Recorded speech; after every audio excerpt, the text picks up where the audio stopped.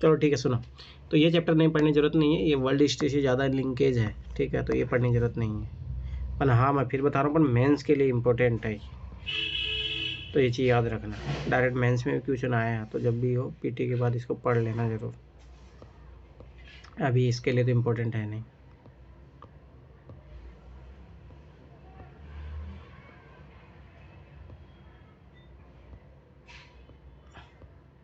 क्योंकि कोई 1% काम की चीज़ है, उसके लिए पूरा चैप्टर पढ़ना कोई मतलब नहीं है, और वैसे भी वो काम की भी नहीं है, ठीक है। तो ये चीज़ याद रखना है, इकोनॉमी का कॉन्टेक्स्ट भी ज़्यादा ठीक है चैप्टर, इंडिया के कॉन्टेक्स्ट में नहीं।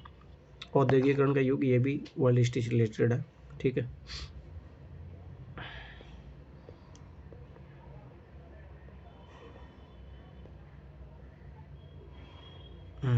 सभी वर्ल्ड हिस्ट्री का पार्ट है।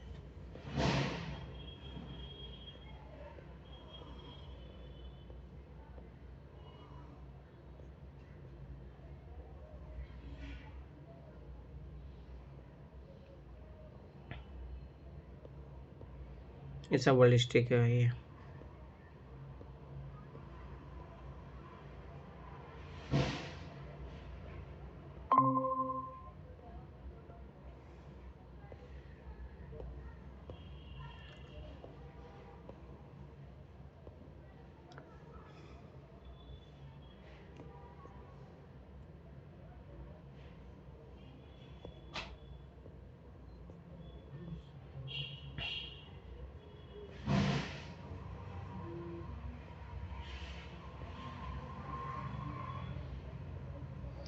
पर मैं फिर बता रहा हूँ, मेंस के लिए इम्पोर्टेंट है ये, मेंस के लिए पढ़ लेना।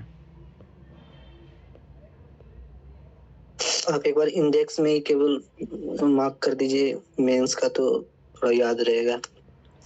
जब मेंस के लिए पढ़ोगे तो एक बार तो पढ़ना ही पड़ेगा ना।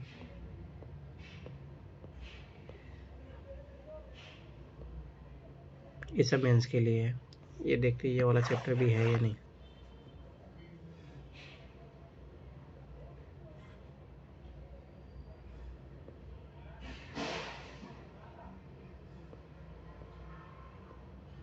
जापान में मुद्रण ही अपने कोई काम का है नहीं, यूरोप में मुद्रण का आना का मतलब नहीं है।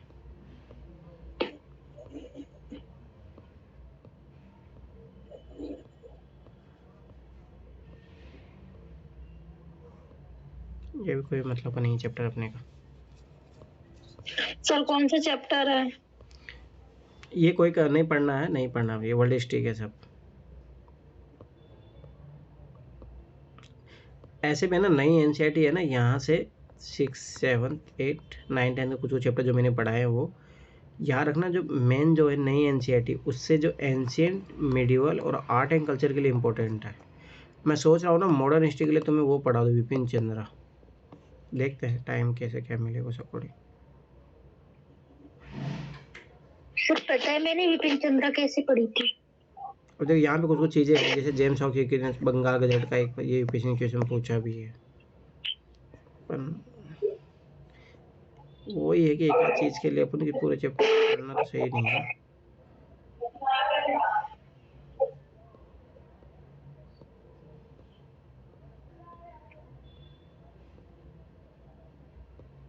विपिन चंद्रा मैंने जो लास्ट में दिए हुए ना पीटी के, वो बहुत काम आते हैं। मैं इस बार पढ़ के गई थी, कई आई थी क्वेश्चन। और विपिन चंद्रा फिर मैंने वैसे कंप्लीट की थी। जो नोट्स थे ना जिसमें थोड़ा बहुत कम था वो तो विपिन चंद्रा से कवर कर ली, और जो नोट्स में अच्छी तरह से था फिर वो मैंने नोट से पढ़ी। ठीक है, देखो इसमें ना कुछ आखिरी का पार्ट इम्पोर्टेंट लग रहा है। देखो जैसे ये वाला वर्नाकुलर प्रेस एक्ट लागू कर दिया था, छोड़ो ना, मैं ऐसा करूँगा ना, वो विपिन चंद्रा का मुझे पीडीएफ भेज देना, ठीक है, वही पढ़ लेंगे, ज़्यादा अच्छा है।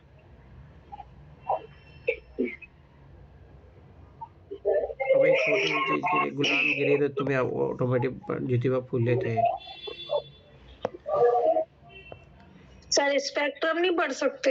हाँ स्पेक्ट्रम पढ़ लो, एक पढ़ लो स्पेक्ट्रम और विपिन चंद्रा में से एक पढ़ लेना। स्पेक्ट्रम पढ़ लो ये भी। और जो भी जिसको जो अच्छा लगे, इससे अच्छा तो ज़्यादा वो है कि वो करे अपन। नहीं जिसके पास स्पेक्ट्रम मैंने पढ़ लिया सर। तो फिर वही पढ़ो, स्पेक्ट्रम जिसने पढ़ा। क्या हो गया सर? वो बहुत लेंदी और मोटी लगी है सर, उसको उसमें सारा कुछ नहीं पढ़ना है, उसमें सारा कुछ नहीं पढ़ना है। अरे उसमें एक बार पढ़ लो, मैं तो क्या कहता हूँ, एक बार पढ़ के 7 या 8 चैप्टर ही पढ़ने का है, और बाकी पीछे के जो लास्ट है ना, वो मेमोरी बेस्ड क्वेश्चन होते हैं ना, हाँ संगठन और ये सब, वो जरूरी है करना। पर मेंस के लिए तो वो सारी की सारी मतलब कुछ चलो ही ठीक है, को छोड़ के सारी पढ़नी पड़ेगी। 10th क्लास कंप्लीट हो गई, इसमें कुछ है नहीं ज़्यादा मेंस अच्छा के रहेगा। लिए बिपिन चंद्रा बिल्कुल सही है। चलो ठीक है, अब आ जाओ। हाँ बोलो बोलो। देखो 10 तक हो गई है, 11 पढ़नी है नहीं वर्ल्ड हिस्ट्री का। 12th वाले देखो, एक बार मैं मॉडर्न हिस्ट्री खोल के देख रहा हूँ, इसका मॉडर्न हिस्ट्री मुझे लग नहीं रहा, उस दिन अपन देखे थे। मॉडर्न हिस्ट्री इतने काम की चीज़ नहीं है इसमें, एक बार इसको देख लेते हैं।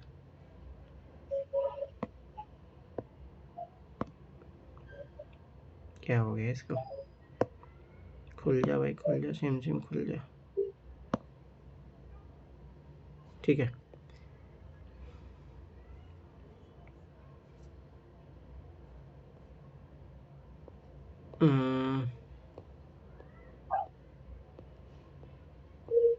चलो ठीक है ना। मैं ऐसे सोच रहा हूँ मॉडर्न हिस्ट्री अपन उधर से पढ़ रहे थे, इसको कंप्लीट करवा देता हूँ, 12th वाली पार्ट 3।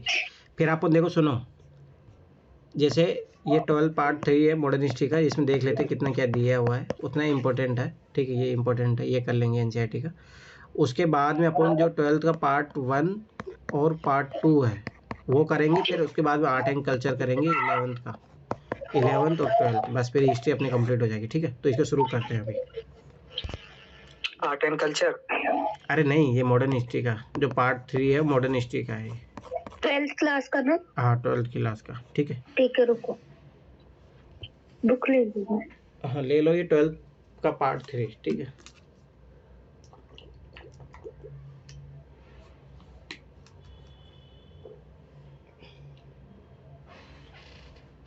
स्पेक्ट्रम मैंने कैसे पढ़ी बताऊं?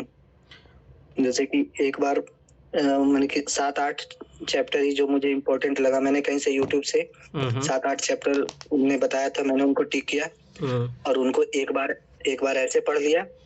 और उसके बाद जो समरी होते हैं ना सर, वो पीटी के लिए समरी बहुत इम्पोर्टेंट हो जाएगा। समरी, सारे समरी को पीटी से पहले तो कम से कम मुझे लगता है 3 बार करना ही चाहिए। ठीक हो, तो फैक्ट वाली बात होती है, मेन जो कॉन्सेप्ट है, ठीक है, इसी याद रहेगा।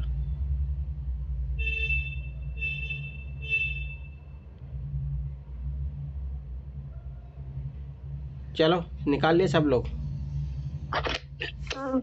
चलो अब आ जाओ, क्योंकि मैं सोच रहा हूँ मॉडर्न हिस्ट्री के लिए में चल रहे तो मॉडर्न हिस्ट्री कंप्लीट कर लेता हूँ, ज़्यादा बढ़िया रहेगा। ठीक है, तो ये कोई इम्पोर्टेंट नहीं है। ठीक है, आगे बढ़ो, ये सब कोई इम्पोर्टेंट नहीं है। ठीक है, एंशिएंट और मिडिवल आर्ट एंड कल्चर के लिए मैं बता रहा हूँ बहुत इंपॉर्टेंट है, कम से कम आएंगे क्वेश्चन हिस्ट्री के, मान के चलो। अभी विशेष तौर से मॉडर्न हिस्ट्री पे तो ऐसे वेटेज कम कर दिए हैं इन लोगों ने 18 के बाद। आर्ट एंड कल्चर ही पहले करा लीजिए फिर। अरे नहीं, ये कर लेते हैं ना, फिर खत्म एंशिएंट मिडिवल पढ़ के फिर आर्ट एंड कल्चर करेंगे। ठीक है, तो ये देखो, ये अपन ज़्यादा चैप्टर है नहीं इसमें, फटाफट से 9, 10, 11, 12, 4 चैप्टर है तो कर लेते हैं फटाफट से। ठीक है, कुछ ज़्यादा है चैप्टर है नहीं, तो ये पढ़ेगा मैं एंशिएंट और मिडिवल में। जब ये पार्ट 3 हो जाएगा, ये इंपॉर्टेंट है, मैं फिर बता रहा हूँ, ये सारे जो 8 चैप्टर बहुत इंपॉर्टेंट है, यहाँ से क्वेश्चन आएंगे। और जिसमें सबसे ज़्यादा ये फिक्स है क्वेश्चन, ये फिक्स है क्वेश्चन है, यहाँ से 2-3 क्वेश्चन आएंगे, ये याद रख लेना। ठीक है, ये सब कोई चीज़ें नहीं है। ठीक है, आगे देखो, अब यहाँ से शुरू करते हैं उपनिवेशवाद और देहात, सरकारी अभिलेखों का अध्ययन हुआ है। ठीक है, तो अपन मॉडर्न हिस्ट्री पढ़ रहे हैं, इसलिए मैं इसी कंटिन्यूटी में पढ़ा रहा हूँ इसको। इस अध्याय में आप देखेंगे कि औपनिवेशिक शासन का अर्थ उन लोगों के लिए क्या था जो देहात में रहते थे, मतलब जो गाँव में रहते थे।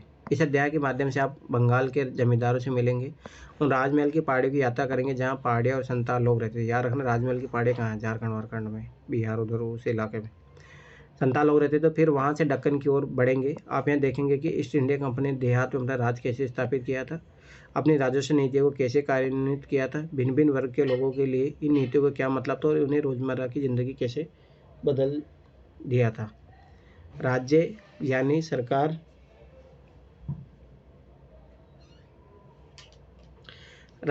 द्वारा लागू किए गए कानूनों के जनसाधारण के लिए अनेक परिणाम होते हैं। वे कुछ हद तक ये निर्धारित करते हैं कि उन कानूनों के परिणाम स्वरूप कौन पहले से अधिक धनवान बनते हैं और कौन गरीब हो जाते हैं, किसे नई ज़मीन मिल जाती है और कौन अपनी उस ज़मीन को खो बैठता है जिस पर वह रहता है और गुजर बसर करता है। किसानों को जब पैसे की ज़रूरत पड़ती है तब वे कहाँ किसके पास जाते हैं। और आप यह भी देखेंगे लोग कानूनों को पालन करने के लिए मजबूर होते हुए भी ऐसे कानून का विरोध करने से भी नहीं सकते थे जिसे वे न्यायपूर्ण समझते थे। ऐसा करते समय लोग यह भी स्पष्ट करने का प्रयत्न करते हैं कि कानून किस प्रकार लागू किए जाने चाहिए और इस प्रकार उनके परिणामों में कुछ फेरबदल कर देते थे। आप उन स्रोतों के बारे में जान पाएंगे जो हम इन इतिहास के बारे में बताते हैं, साथ ही इन समस्याओं के बारे में जो इतिहासकारों के सामने संबंध में सर्वेक्षण उपस्थित है।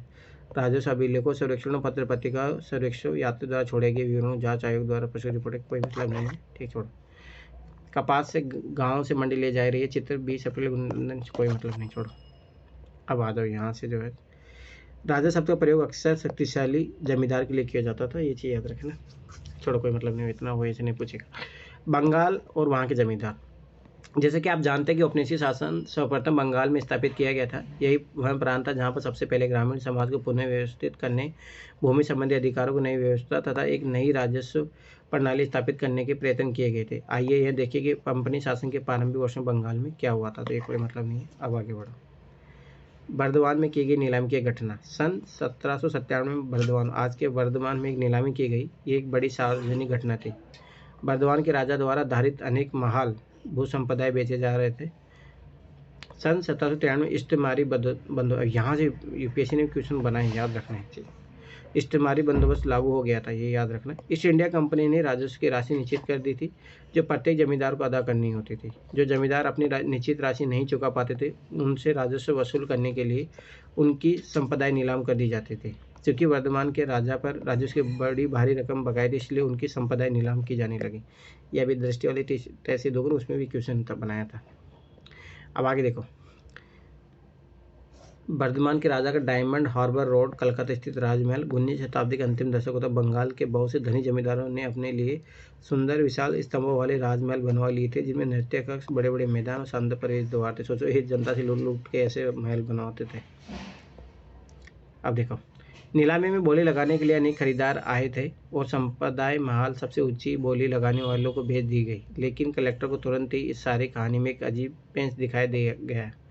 उसे जानने में आया कि उनमें से एक अनेक खरीदार राजा के अपने ही नौकरों या एजेंट थे और उन्होंने राजा की ओर से जमीनों को खरीदा था।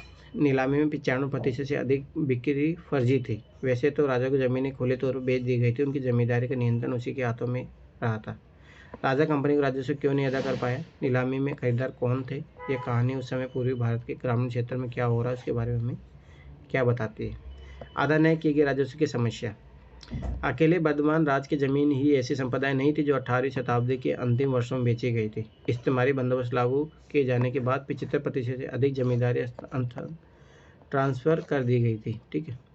ब्रिटिश अधिकारी यह आशा करते थे कि इस्तेमारी बंदोबस्त लागू किए जाने, याद रखना इसके कब लागू हुआ था, 1793 में। कौन था उस टाइम? Lord Cornwallis.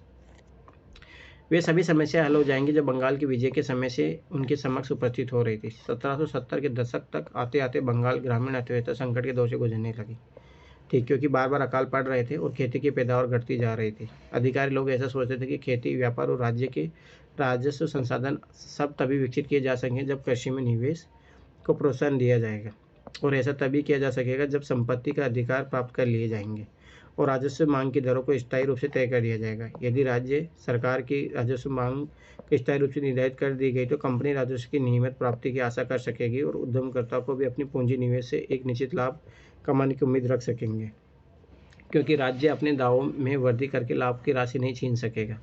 अधिकारियों को यह आशा थी कि इस प्रक्रिया से छोटे किसानों, यौमन और धनी भूस्वामियों को एक ऐसा वर्ग उत्पन्न हो जाएगा जिससे पास कृषि में सुधार करने के लिए पूंजी और उद्यम दोनों शामिल होंगे। उन्हें यह भी उम्मीद थी कि ब्रिटिश शासन से पालन पोषण प्रोत्साहन पाकर वह वर्ग कंपनी के प्रति वफादार बना रहेगा। ठीक है। लेकिन समस्या यह पता लगाने की थी कि कौन से व्यक्ति है जो कृषि में सुधार करने के साथ साथ राज्य को निर्धारित राजस्व अदा करने का ठेका ले सकेंगे। कंपनी के अधिकारियों के बीच परस्पर लंबे वाद विवाद के बाद बंगाल के राजाओं तालुकदारों के साथ इस्तेमारी बंदोबस्त लागू किया गया। अब उन्हें जमींदारों के रूप में वर्गीकृत किया गया। उन्हें सदा के लिए एक निर्धारित राजस्व मांग का अदा करना था। इस परिभाषा के अनुसार जमींदारी गांव में भूस्वामी नहीं था, बल्कि वह राजस्व का राजस्व संहाता यानी संग्राहक मात्र था। अब देखो यही चीज़ चार्ल्स कॉर्नवालिस 1738 से 1805 तक रहा था। इसको 1785 में थॉमस गेंसबोरो द्वारा चित्रित अमेरिका स्वतंत्रता संग्राम के दौरान कॉर्नवालिस ब्रिटिश सेना कमांडर था, वहाँ से हार के यहाँ भाग के यहाँ आया था। जब 1793 बंगाल में इस्तेमारी बंदोबस्त लागू किया उस समय लॉर्ड कॉर्नवालिस गवर्नर जनरल था। ये याद रखना, यूपीएससी ने क्वेश्चन पूछा है डायरेक्ट। ये पहले गवर्नर थे। ये वारेन हेस्टिंग था पहला। तो कहाँ सो रहे हो तुम? सही बोले सर आपने। जमींदार के नीचे ये मैं बोला यूपीएससी क्वेश्चन पूछा था। ये इस्तेमारी बंदोबस्त या स्थायी बंदोबस्त जब लागू किया था इसी ने किया था, तो यूपीएससी ने क्वेश्चन पूछा। जमींदार के नीचे अनेक कभी कभी तो 400 तक गांव होते थे। कंपनी के हिसाब से एक जमींदार के भीतर आने वाले गांव मिलाकर एक राजस्व संपदा का रूप ले लेते थे। कंपनी समस्त संपदा पर कुल मांग निर्धारित करती थी। तदुपरांत जमींदार ये निर्धारित करता था कि भिन्न भिन्न गांवों से राजस्व कितनी कितनी मांग पूरी करनी होगी, और फिर जमींदार उन गांवों से निर्धारित राजस्व राशि इकट्ठे करता था। जमींदार से अपेक्षा की जाती थी कि वह कंपनी को नियमित रूप से राजस्व राशि अदा करेगा, और यदि वैसा नहीं करेगा तो उसकी संपदा नीलाम की जा सकेगी। तालुकदार का शाब्दिक अर्थ है कि वह व्यक्ति जिसके साथ ताल्लुक यानी संबंध हो। आगे चलकर ताल्लुक का क्षेत्रीय इकाई हो गया। राजस्व राशि के भुगतान में जमींदार क्यों चूक करते थे? कंपनी के अधिकारियों को यह सोचना था कि राजस्व मांग निर्धारित किए जाने से जमींदारों से सुरक्षा का भाव उत्पन्न होगा। जमींदारों में सुरक्षा का भाव उत्पन्न होगा और वे अपने निवेश पर प्रतिफल प्राप्ति की आशा से प्रेरित होकर अपनी संपदाओं में सुधार करने के लिए प्रोत्साहित होंगे। किंतु इस्तेमारी बंदोबस्त के बाद कुछ प्रारंभिक दशकों में जमींदार अपनी राजस्व मांग को अदा करने में बराबर कोताही करते रहे, जिसके परिणामस्वरूप राजस्व की बकाया राशि रकमें बढ़ती गई। जमींदार की असफलता कई कारण थे। पहला, प्रारंभिक मांगें बहुत ऊंची थी, क्योंकि ऐसा महसूस किया गया था कि यदि मांग को आने वाले समय संपूर्ण समय के लिए निर्धारित किया जा रहा है तो आगे चलकर कीमतों में बढ़ोतरी होने और खेती का विस्तार होने में आय में वृद्धि हो जाने पर भी कंपनी इस वृद्धि में अपने हिस्से का दावा कभी नहीं कर सकेगी। इस प्रत्याशित हानि को कम से कम स्तर पर रखने के लिए कंपनी ने राजस्व मांग को उच्च स्तर पर रखा और इसके लिए दलील दी कि जो कृषि उत्पादन में वृद्धि होती जाएगी और कीमतें बढ़ती जाएगी, जमींदार को बहुत शनि कम होता जाएगा।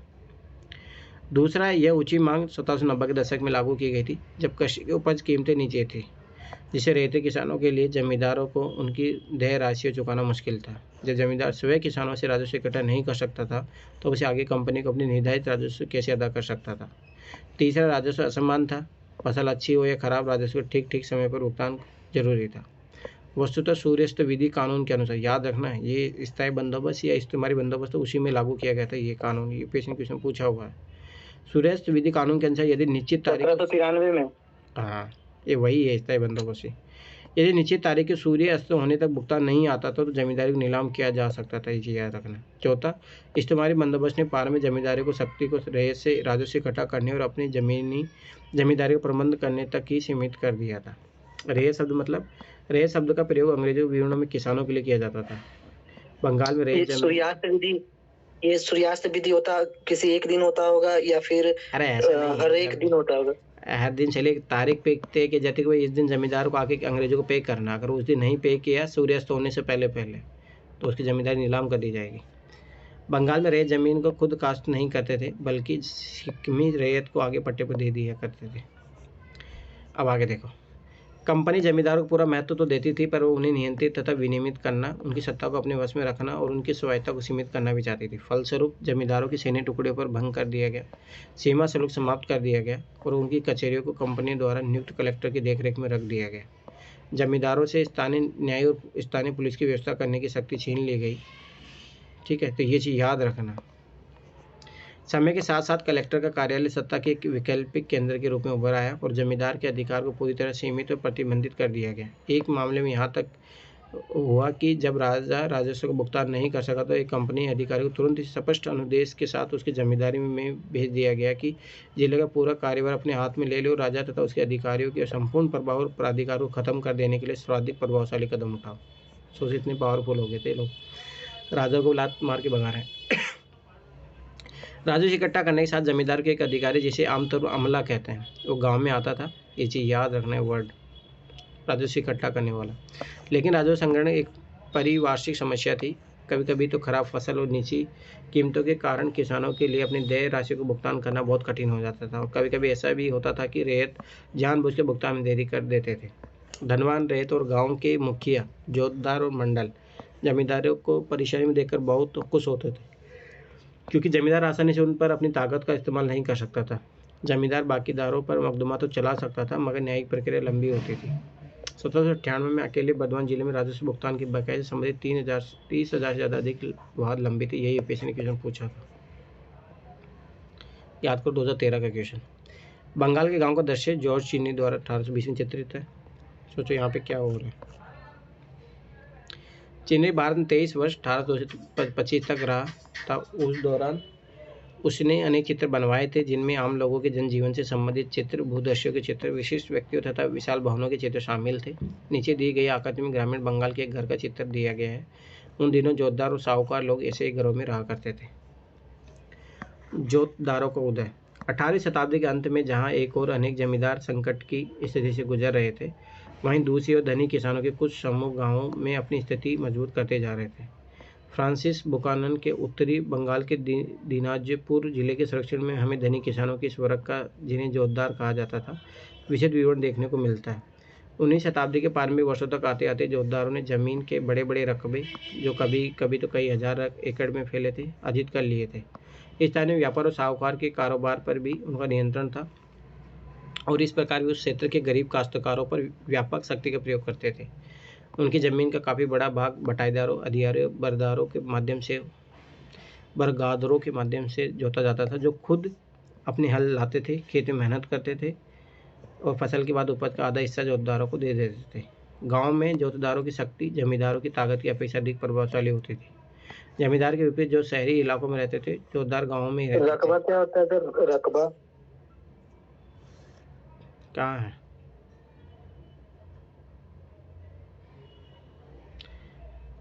अरे रकबा फसल की उत्पादन को ही बोलते हैं। कहाँ है वर्ड बताओ?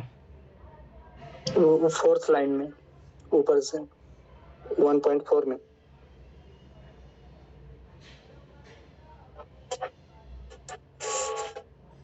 बड़े बड़े रकबे, पानी वर्षों तक आते आते जोतदारों ने जमीन के बड़े बड़े रकबे, यार जमीन के टुकड़े, क्षेत्र होता है, ठीक है, जोतदार गांव में रहते हैं और गरीब ग्रामवासियों के काफ़ी बड़े वर्ग पर सीधे अपने नियंत्रण का प्रयोग करते हैं। जमींदारों द्वारा गांव को जमा लगान को बढ़ाने के लिए किए जाने वाले प्रयत्नों को वे घोर प्रतिरोध करते थे। जमींदार अधिकारियों को अपने कर्तव्य का पालन करने से रोकते थे।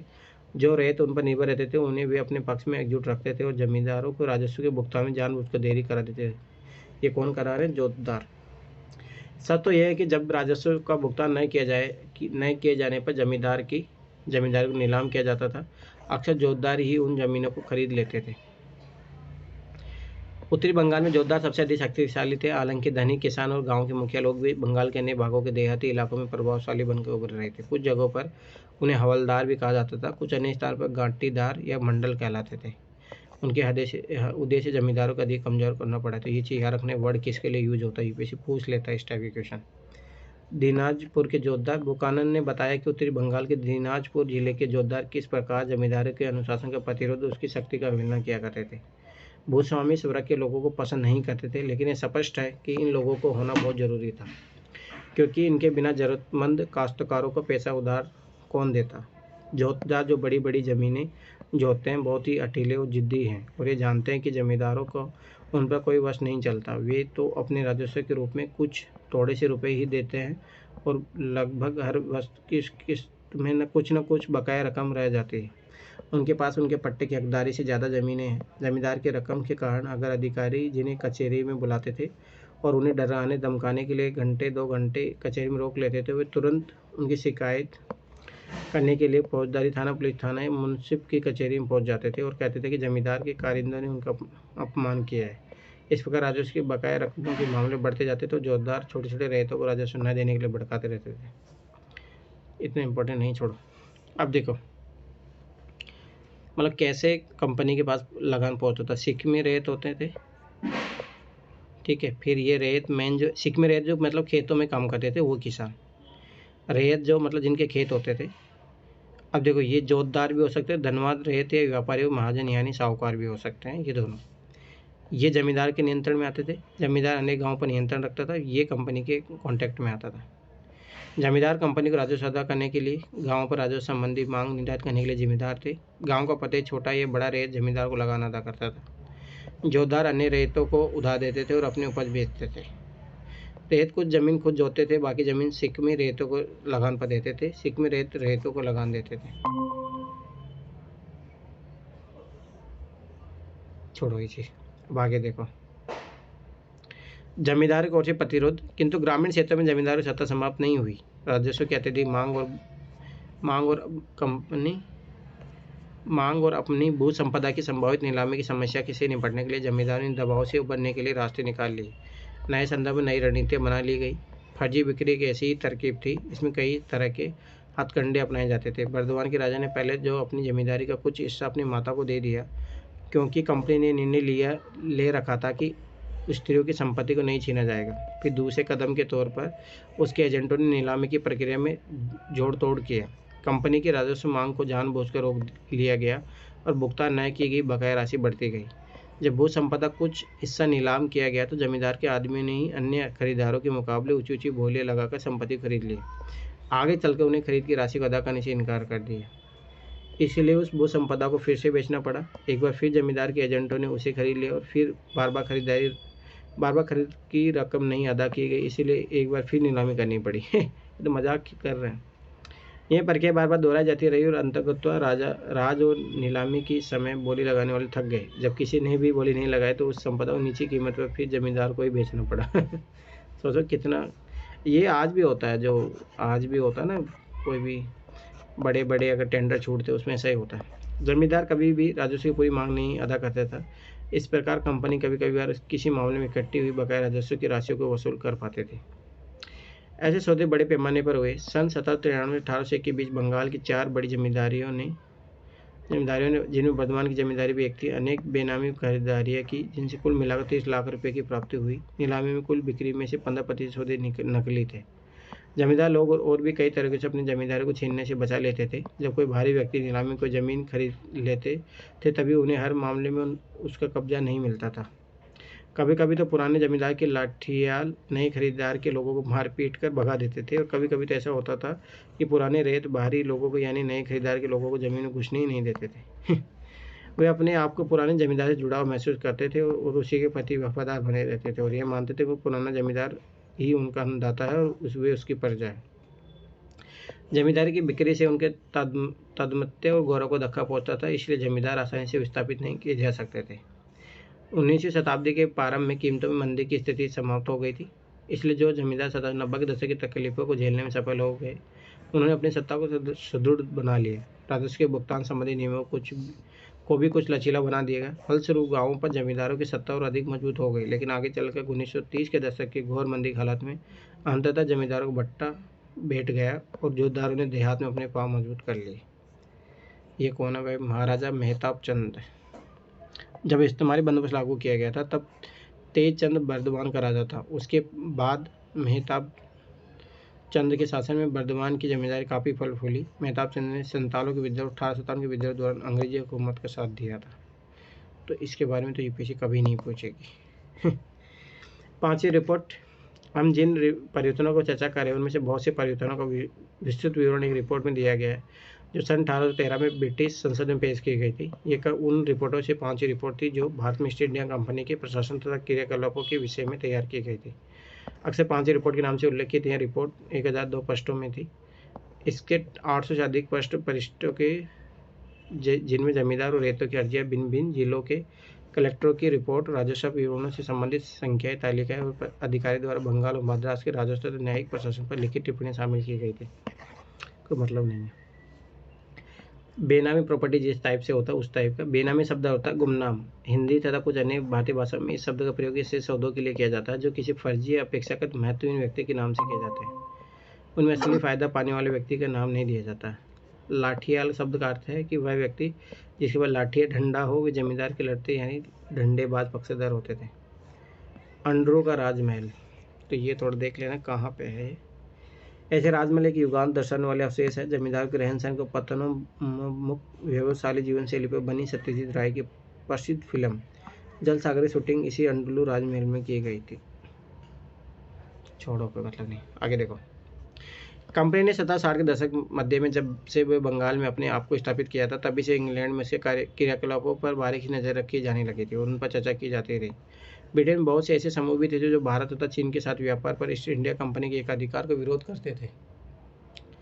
वे चाहते थे कि उस शाही फरमान को रद्द कर दिया जाए जिसके तहत इस कंपनी को यह एकाधिकार दिया गया। ऐसे निजी व्यापारियों की संख्या बढ़ती जा रही थी जो भारत के साथ होने वाले व्यापार में हिस्सा लेना चाहते थे और ब्रिटेन के उद्योगपति ब्रिटिश विनिर्माताओं के लिए भारत का बाजार खुलवाने के लिए उत्सुक थे। कई राजनीतिक समूहों को तो यह कहना था कि बंगाल पर मिली विजय का लाभ केवल ईस्ट इंडिया कंपनी को मिल रहा है, जो संपूर्ण ब्रिटिश राष्ट्र का नहीं। कंपनी के कुशासन और अव्यवस्थित प्रशासन के विषय में प्राप्त सूचना पर ब्रिटेन में गर्म बहस छिड़ गई और कंपनी के अधिकारियों के लोभ लालच और भ्रष्टाचार की घटनाओं को ब्रिटेन के समाचार पत्र में व्यापक रूप से उछाला गया। जैसे अपने देखा था, क्लाइव भी है, उस पर ऊपर भी फिर सुसाइड कर लेता है। ब्रिटिश संसद ने भारत में कंपनी शासन को विनियमित और नियंत्रित करने के लिए 18वीं शताब्दी के अंतिम दशकों में अनेक अधिनियम पारित किए। कंपनी को बाध्य किया गया कि वह भारत के प्रशासन के विषय में नियमित रूप से अपनी रिपोर्ट भेजा करे और कंपनी के कामकाज को जांच करने के लिए कई समितियां नियुक्त की गई। 5वीं रिपोर्ट एक ऐसी रिपोर्ट है जो एक पर्वत समिति द्वारा तैयार की गई थी। यह रिपोर्ट भारत में ईस्ट इंडिया कंपनी शासन के स्वरूप पर ब्रिटिश संसद में गंभीर वाद विवाद पर आधार पर बनी। 18वीं शताब्दी के अंतिम दशकों में ग्रामीण बंगाल में क्या हुआ, इसके बारे में हमारी अवधारणा लगभग 1.5 शताब्दी तक इस 5वीं रिपोर्ट के आधार पर ही बनती सुधरती रही। 5वीं रिपोर्ट में उपलब्ध साक्ष्य बहुमूल्य है, लेकिन ऐसी ही सरकारी रिपोर्ट को सावधानीपूर्वक पढ़ना और समझना चाहिए। हमें यह जानने की जरूरत है कि रिपोर्ट किसने और किस उद्देश्य से लिखी। वास्तव में आधुनिक शोधों से पता चलता है कि 5वीं रिपोर्ट में दिए गए तर्कों और साक्ष्यों को बिना किसी आलोचना के स्वीकार नहीं किया जा सकता। शोधकर्ताओं ने ग्रामीण बंगाल में औपनिवेशिक शासन के बारे में लिखने के लिए बंगाल के अनेक जमींदारों के अभिलेखागारों तथा जिलों के स्थानीय अभिलेखों की सावधानीपूर्वक जांच की है। उनसे पता चलता है कि 5वीं रिपोर्ट लिखने वाले कंपनी को प्रशासन की आलोचना करने पर तुले हुए थे। इसलिए 5वीं रिपोर्ट में परंपरागत जमींदारी सत्ता का पतन का वर्णन अतिरंजित है। इसी पैमाने पर जमींदार लोग अपनी जमीन खोते जा रहे थे उसके बारे में बड़ा चढ़ाकर कहा गया कि जैसा कि हमने देखा कि जब जमींदारी नीलाम की जाती थी तब भी जमींदार नए नए हथकंडे अपनाकर जमींदारी को बचाए लेते थे और बहुत कम मामलों में विस्थापित होते थे। ठीक, मतलब नहीं। 5वीं रिपोर्ट से उद्गत ये कितना मिलता था ये सब कोई मतलब नहीं है। जमींदार का हालात और जमीन नीलामी के बारे में 5वीं रिपोर्ट। ठीक है, राजस्व समय पर नहीं वसूल किया जाता था और काफ़ी हद तक जमीनें समय समय पर नीलामी बचने के लिए रखी जाती थी। स्थानीय वर्ष 1203 तदनुसार 1796-97 बिक्री के लिए विज्ञापित जमीन निर्धारित जमा राशि थी इतना। ठीक है, 28,17,000। वह वास्तव में 17,90,000 रुपये में बेची गई। सोचो, इतना निर्धारित किया गया था, बेची गई इतने में और जमा रही इतनी राशि, इतने में इसमें घाटा हो गया। फिर उसके बाद में उस टाइम डिसाइड की गई इतनी, बिकी इतने में और आया पैसा इतना। ठीक है, बाकी तो कुछ लोग देश के बहुत पुराने में से थे। सिक्का रुपया क्या होता है सर? सिक्का रुपया? सिक्का रुपया? अरे सिक्का रुपया क्या है, वो जैसे आज रुपये बोलते वैसा उस टाइम सिक्कों में दिया जाता होगा और क्या। ठीक है, ये नदिया राजशाही विशनपुर सभी बंगाल जिले आदि के राजा थे। साल दर साल उनकी जागीरों के टूटते जाने से उनके हालात बिगड़ी, उनके गरीबी और बर्बादी सामना करना पड़ा। कुछ मामले सार्वजनिक निदान की राशि यथावत बनाए रखने के लिए राजस्व अधिकारियों को कठिनाई उठानी पड़ी। ये कभी स्पेसिफिकेशन पूछेगा नहीं, छोड़ो। कुदाल और हल। आइए अब हम अपना ध्यान बंगाल की गीली जमीन से हटाकर सूखे अंचलों पर स्थायी कृषि के क्षेत्र से हटकर झूम कृषि के क्षेत्र पर केंद्रित करें। आप उन परिवर्तनों को देखें जो कृषक अर्थव्यवस्था की सीमाओं के बाहर की ओर विस्तार से होने से आए, जिसमें राजमहल की पहाड़ियों के इलाकों में स्थित जंगल और चारगाह उस अर्थव्यवस्था में समा गए। आप यहाँ भी देखेंगे इन परिवर्तनों के कारण क्षेत्र में भीतर तरह तरह के झगड़े झंझट कैसे उत्पन्न हुए। राजमहल की पहाड़ियों में रुक जाइए। बुकानन कौन था? बुकानन फ्रांसीसी बुकानी चिकित्सक था जो भारत आए और बंगाल चिकित्सा सेवा में 1794 से 18, तो ये चीज़ याद रखना है, तक कार्य किया। कुछ वर्षों तक भारतीय गवर्नर जनरल लॉर्ड वेलेस्ली के शल्य चिकित्सक रहा। कलकत्ता वर्तमान में कोलकाता के अपने प्रवास के दौरान उसने कलकत्ता में चिड़ियाघर की स्थापना की जो कलकत्ता एलिपो चिड़ियाघर कहलाया। वे थोड़े समय के लिए वानस्पतिक उद्यान के प्रभारी रहे। बंगाल सरकार के अनुरोध पर उन्होंने ब्रिटिश ईस्ट इंडिया कंपनी के अधिकार क्षेत्र में आने वाली भूमि का विस्तृत सर्वेक्षण किया। 1815 में वह बीमार हो गए और इंग्लैंड चले गए। अपनी माता की मृत्यु के पश्चात वे अपनी जायदाद के वारिस बने और उन्होंने अपना वंश के नाम हेमिल्टन को अपना लिया। इसलिए उन्हें अक्सर बुकानन हैमिल्टन भी कहा जाता है। छोड़ो, मैंने चिकित्सक था, बस इतना याद रखना। राजमहल की पहाड़ियों में 19वीं शताब्दी के प्रारंभिक वर्षों में बुकानन ने राजमहल की पहाड़ियों को दौरा किया था। उसके वर्णन के अनुसार ये पहाड़ियाँ अभेद लगती थी। यह ऐसे खतरनाक इलाका था जहाँ बहुत कम यात्री जाने की हिम्मत करते थे। बुकानन जहाँ कहीं भी गया वहाँ उसने निवासियों के व्यवहार को शत्रुतापूर्ण पाया। वे लोग कंपनी के अधिकारियों के प्रति असंस्कृत थे और उनसे बातचीत करने को तैयार नहीं थे। कई उदाहरणों में तो अपने घर बार और गांव छोड़कर भाग गए थे। ये पहाड़ी लोग कौन थे? बुकानन के दौर पर इतने आशंकित क्यों थे?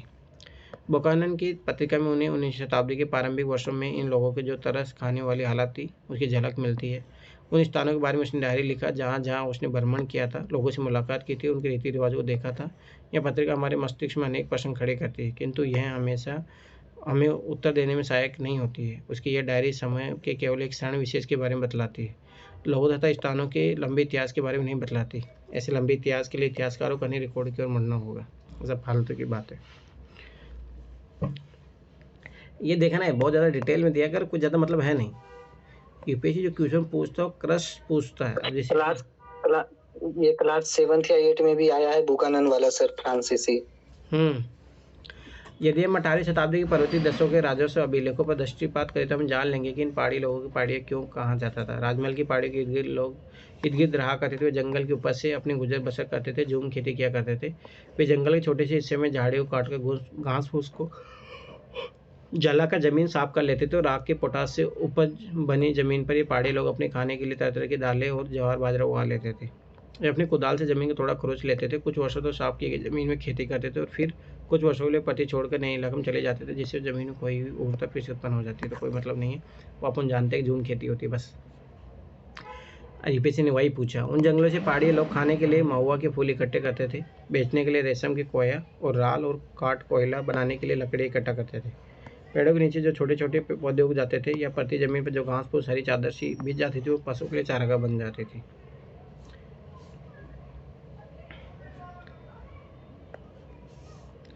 अकाउंटेंट ताम्र पट्टा उत्तोलन की एक ऐसी तस्वीर है जो सहायता से छोड़ो, ये थोड़ा देख लो। राजमहल की पहाड़ी में स्थित एक पहाड़ी का गांव जो 1782 विलेज होजे चित्र किया। छोड़ो, विलेज होजे एक ब्रिटिश कलाकार था जो कैप्टन कुक के साथ प्रशांत महासागर की दूसरी समुद्री यात्रा 1772-75 के दौरान प्रशांत क्षेत्र में गया था। वहाँ से भारत आया। 1781 में भागलपुर के कलेक्टर ऑगस्ट क्विकलैंड का मित्र बन गया। क्विकलैंड के निमंत्रण पर होजेज 1782 में के साथ जंगल महालों के भ्रमण पर गया, जहाँ होजेज ने एक क्वांटिट तैयार किए। ये मतलब चित्र तैयार किया था इस टाइप का। उस समय के अनेक चित्रकारों की तरह होजेज ने बड़े सुंदर रमणीय दृश्य खोज की थी। उस समय के चित्र पर दृश्य के खोजी कलाकार स्वच्छंद की विचारधारा से प्रेरित थे। इस विचारधारा के अंतर्गत प्रकृति की पूजा की जाती थी और उसके सौंदर्य में शक्ति की प्रशंसा की जाती थी। रोमानी कलाकार महसूस करते थे प्रकृति से सुलभ संबंध बनाने के लिए आवश्यक है कि कलाकार प्रकृति के निकट संपर्क में आए, अपने ग्राम गीतों प्रकृति चित्रण करे, आधुनिक कृत्रिम सभ्यता से दूषित न हो, अज्ञात भूत दृश्यों को खोजे और छाया और प्रकाश के अलौकिक आनंद को लाभ उठाई। इन्हीं के रहस्यों के खोज में होजेज ने राजमहल की पहाड़ी भ्रमण किया। समतल सपाट भूखंड निरस लगे, जबकि विविधतापूर्ण ऊंची नीची उबड़ खाबड़ जमीन सुंदरता दर्शन हुए। औपनिवेशिक अधिकारी जिन भूदृश्यों भयंकर तथा उजाड़ और जंगलों को लोगों निवास स्थल मानते थे, वे जैसे छोड़ो, कोई मतलब नहीं, फालतू। बस ये चीज याद रखना कि कौन था, नहीं इतना भी जरूरत नहीं। ये प्रश्न आता, समानांतर सरकार राजमहल की पहाड़ियों में स्थापित की गई थी आदिवासियों के द्वारा। हाँ, वो आएगा तो देखेंगे।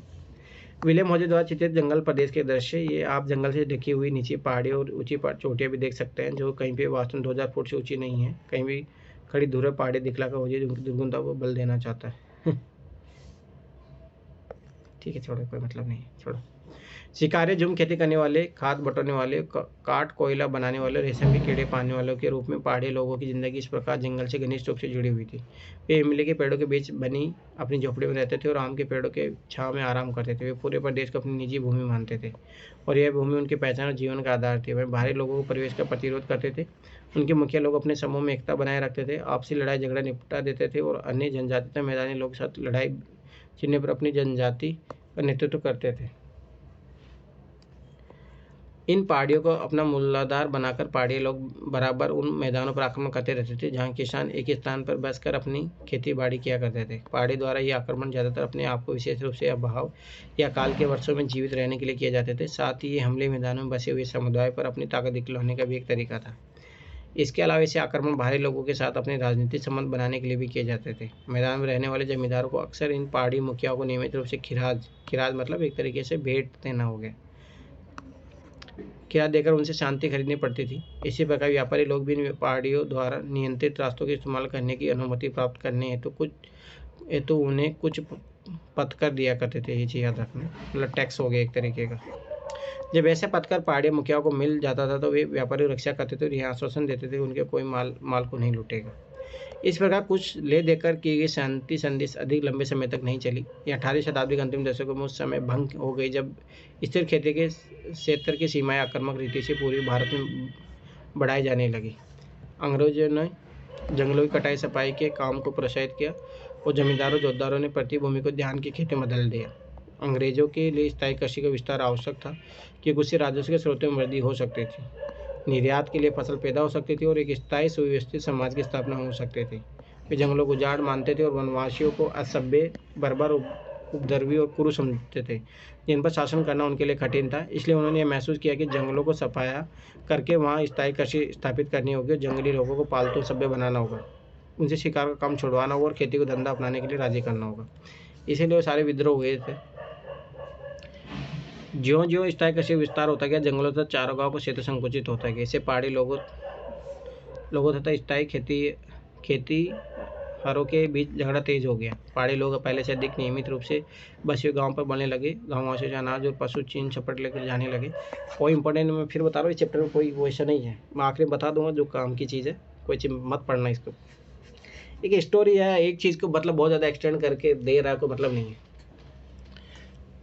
तो यही चीज़ है, एक बार एनसीईआरटी पढ़ के ओल्ड वाली आपने देखी है सर 12th की? हाँ, वो विपिन चंद्रा ही तो है, वो ज़्यादा काम की है, वो बहुत ज़्यादा काम की मुझे लगता है। अपने ऐसे अधिकारी उत्तेजित होकर इन पहाड़ियों पर काबू बरस कर कोशिश की, परंतु उनके लिए ऐसा करना आसान नहीं था।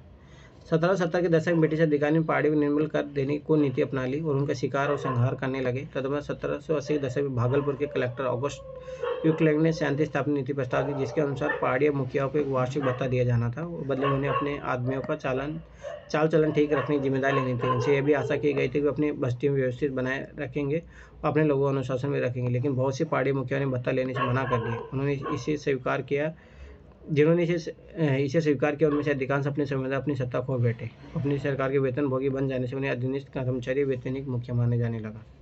जब शांति स्थापना के लिए अभियान चल रहे थे, तभी पहाड़ी लोग अपने आप को सतर्कतापूर्ण सैन्य बल से बचाने के लिए बाहरी लोगों से लड़ाई चालू रखने के लिए पहाड़ों के भीतर भागों में चले गए।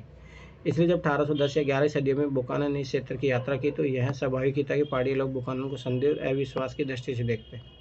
शांति स्थापना के अभियान के अनुभव और क्रूरतापूर्ण दमन की यादों के कारण उनके मन में धारणा बन गई थी कि उनके इलाकों में ब्रिटिश लोगों की घुसपैठ का क्या असर होने वाला है। उन्हें ऐसा प्रतीत होता कि प्रत्येक गोरा आदमी एक ऐसी शक्ति का प्रतिनिधित्व कर रहा है जो उनसे जंगल और जमीन छीनकर उनकी जीवन की शैली और जीवित रहने के साधनों को नष्ट करने पर उतारू हुआ। वस्तुतः इन्हीं दिनों उन्हें एक नए खतरे की सूचनाएं मिलने लगी और वह था संताल लोगों का आगमन। संताल लोग वहाँ के जंगलों को सफाया करते हुए, इमारती लकड़ी काटते हुए, जमीन जोतते हुए और चावल तथा कपास उगाते हुए इस इलाके में बड़ी संख्या में घुस चले आ रहे थे। क्योंकि संताल बासिंदों ने निचली पहाड़ी पर अपना कब्जा जमा लिया था, इसलिए पहाड़ी और राजमहल की पहाड़ियों में भीतर की ओर से पीछे हटना पड़ा। पहाड़ी लोग अपने झूम खेती के लिए कुदाल का प्रयोग करते थे, इसलिए कुदाल की पहाड़ी को जीवन का प्रतीक माना जाए तो हल को नए बासिंदों संतालों की शक्ति का प्रतिनिधि मानना होगा। हल और कुदाल के बीच की लड़ाई बहुत लंबी लड़ी गई। बस एक संताल का क्वेश्चन यहाँ से पूछा गया, सोचो उसके लिए इसे उन्होंने कितनी बड़ी अब ये ना ये काम की चीज़ है। संताल वाला विद्रोह जो आएगा, बम्बई जो दक्कन विद्रोह, उससे भी क्वेश्चन बना है। पर मैं वही बता रहा हूँ कि देखो एक चीज़ यही चीज़ होती है, ठीक है, परंतु जो भी है पर ये अब देखो इन्होंने कितना मतलब बहुत ज़्यादा डिटेल में बताया। इतना ज़्यादा डिटेल में कहीं आपको कोई नहीं पढ़ेगा, कहीं मिलेगा भी नहीं। अगर कोई मेंस में भी इतना नहीं पूछता हो चलो ठीक है, एक बार पढ़ लो और क्या है। पर मैं फिर बताऊँ बार बार ज़्यादा पढ़ने की जरूरत नहीं है। जो मेन इम्पोर्टेंट है, जैसे अब संताल विद्रोह उसको चाहो तो वहाँ से पढ़ सकते हो। ये संताल विद्रोह हुआ था, ये इम्पोर्टेंट है, इसके बारे में तो मैंने पूछा भी है। चलो 1 मिनट रुको, चार्ज लगा रहे हैं।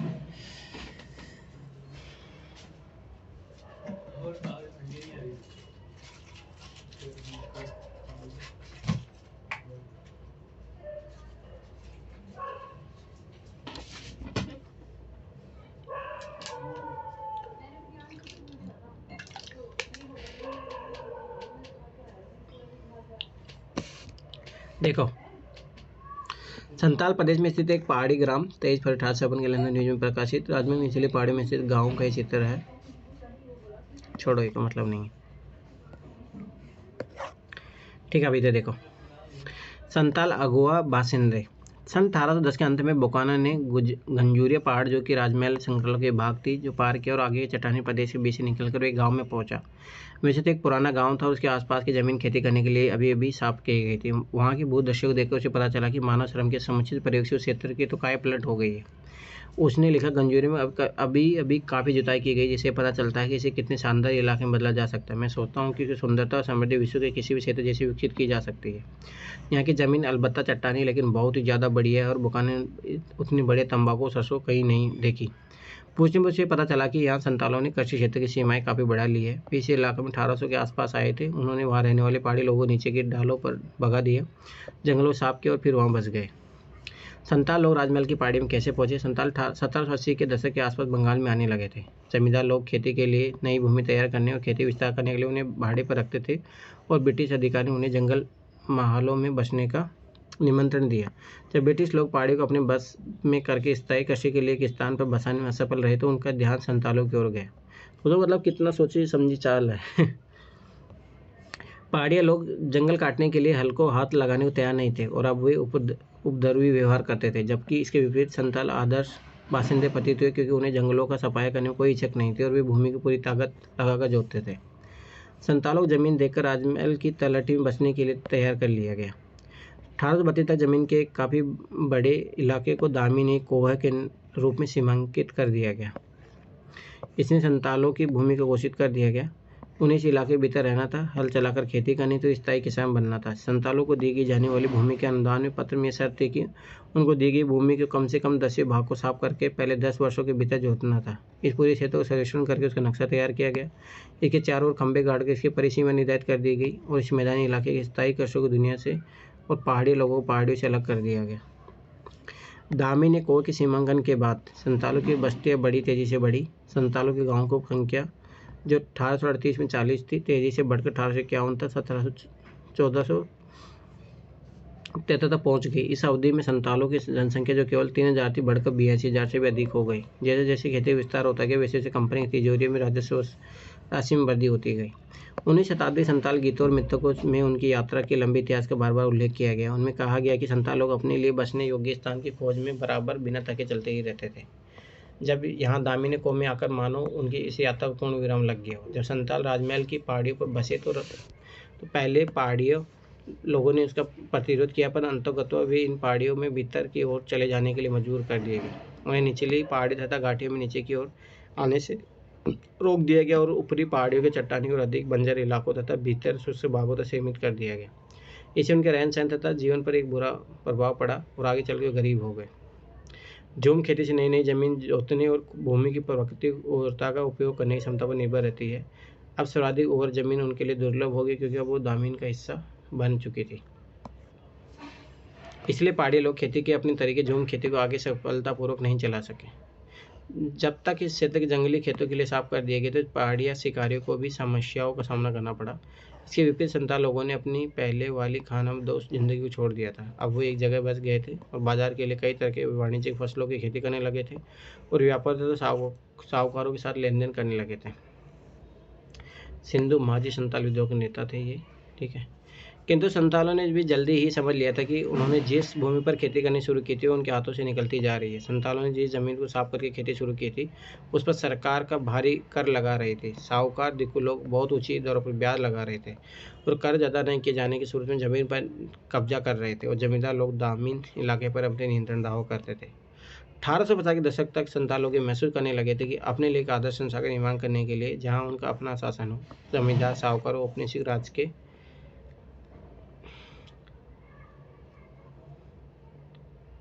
फिर इन्होंने एक वन कानून लाया था 1943 में अंग्रेजों ने सर। फिर इन आदिवासियों को जंगल में भी जाने नहीं देते थे, उनके जानवरों को भी नहीं जाने देते थे, क्योंकि उनसे क्या होता था कि नए नए पौधों जो होते थे ना वो उनके पैरों से कुचल जाते थे।